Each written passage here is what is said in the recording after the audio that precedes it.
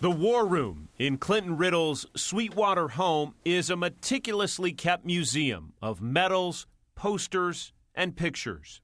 I've got where we landed and everything.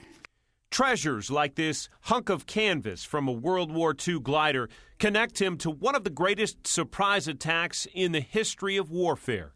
Well, we fought for 33 days and nights without relief. This thing's so fragile. His room full of keepsakes tie this 93-year-old soldier to a corner of France where he is about to return 70 years after first landing on D-Day, June 6, 1944. I'm just hoping to see some of my friends and people that I got acquainted with.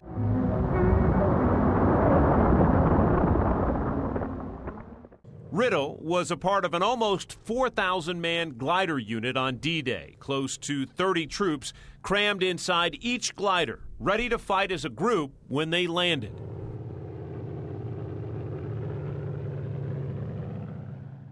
The goal of attack planners was to tow the gliders across the English Channel and cut them loose.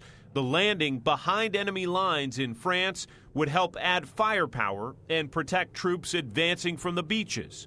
That was the plan.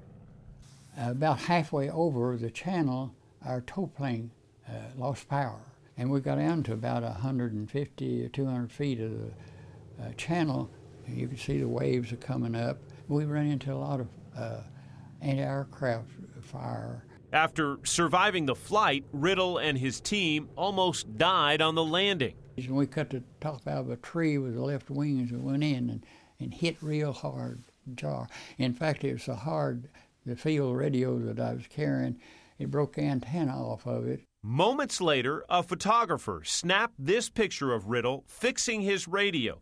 And minutes after that, he was dodging German bullets, much like his fellow soldiers a few miles away on the D-Day beaches. Have observed so many give their life there on the beach.